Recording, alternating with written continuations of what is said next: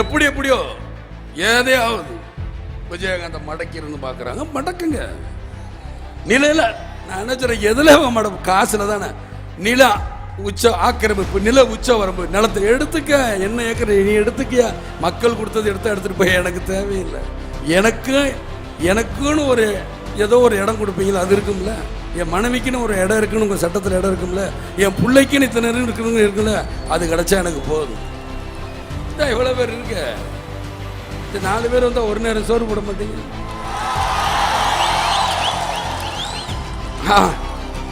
அதுலேயே நம்மளுக்கு போதும், முடிஞ்சிடும். இத்தனை பேர் வீட்டுக்கு நான் போயிட்டு வரக்குள்ள முடிச்சிடேன். என்னையா காசு காசு காசு பணம் படப்புவாங்கயா? நீங்களும் உங்க காசு என்னையா கோடி கோடியா சேர்த்து வச்சு எங்கேயா கொண்டு போக போறீங்க? செத்தா கூட அருணாக்குடி அத்து விட்டுட்டு தான் உள்ளத்தி கொண்டு போய் போதைக்கிறான். காசும் கிடையாது, ஒண்ணும் கிடையாது. விஜயகாந்த் இப்படிலாம் மிரட்டுன்னு நினைச்சா தோல்வி அவங்களுக்கு தான் தவிர எனக்கு கிடையாது. உங்களை மாதிரி நான் காசுக்கு ஆசைப்பட்டு லஞ்சம் வாங்கணும், பெரிய ஓனர்களை பார்க்கணும், பெரிய அதிபர்களை இப்பயே பார்க்கணும் பயம். எனக்கு அந்த பயம் இல்லை. மக்கள்கிட்ட நேரடியாக சொல்லுங்க, என்கிட்ட காசு இல்லை. அவன் கோடி கோடியாக செலவு பண்ணுவான். நீங்கள் ஓட்டு போடுறீங்கன்னா ஓட்டு போடலையா சொல்லுங்க. என்கிட்ட காசு கிடையாது. இப்படிதான் வரப்போறேன். பாராளுமன்றக்கப்ப பத்திரிகையாளர் நண்பர்களாம் கேட்குறாங்க, ஏன் சார் உங்களுக்கு காசு வேணுமே? என்னுடைய பொருளாளர்களே என் தொண்டர்கள் தானே, என்னுடைய தாய்மார் சகோதரர் இவங்க தான். வேற யாரும் என்னுடைய பொருளாளர் கிடையாது. இவங்களை நம்பிதான் நான் வரேன். நம்புறேன், என் மக்களை நம்புறேன். இந்த விஜயகாந்த் வாழ்ந்தான், இருந்தான், வாழ்ந்து கொண்டே இருப்பான். இந்த மக்களுக்காக தான் இருக்கணும் தான் நான் நினைக்கிறேன். ஏன்னா எனக்கு அது கிடைச்சா போதும். இதுமே நான் பார்க்காத புகழா பார்த்துட்டேன்.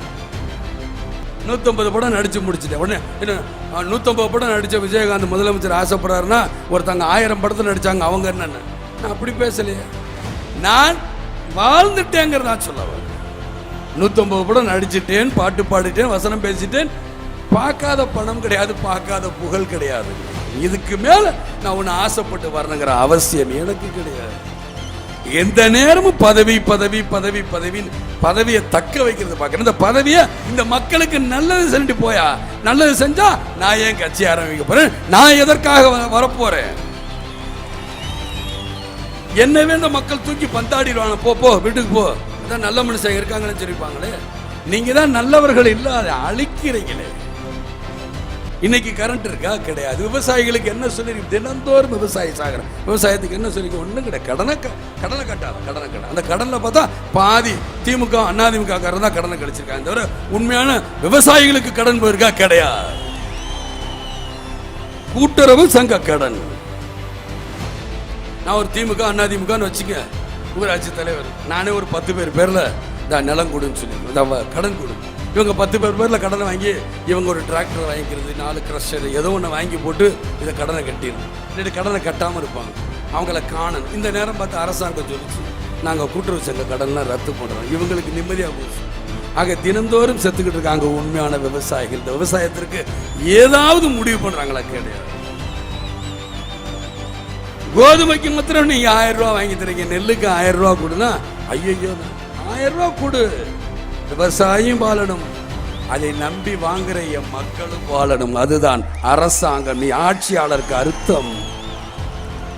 அதுதான் அர்த்தம். அது செய்ய முடியாது. என்ன விஜயகாந்த் செஞ்சிருவேன்னா நான் உங்களை மாதிரி எம்ஜிஆர் மருத்துவமனையில் இருக்கும்போது ஒரு தடவை ஆட்சியை கொடுங்க, எம்ஜிஆர் வந்து நான் திருப்பி கொடுத்துருவேன் கேட்க மாட்டேன்.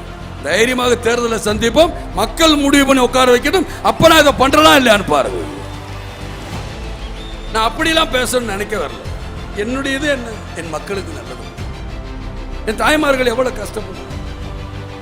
தினந்தோறும் இன்னைக்கு வந்து கேஸ் அடுப்பு கொடுக்குறீங்கிற சந்தோஷம். ஆனா தினந்தோறும் அவங்க எதை எடுக்க போறாங்க? தினந்தோறும் அந்த சுள்ளி கிடைச்சா போதும், அடுப்பு எரிச்சிடலாமா, வச்சிடலாமா, வீட்டு வேலைக்கு போகலாமா, அது போகலாமா.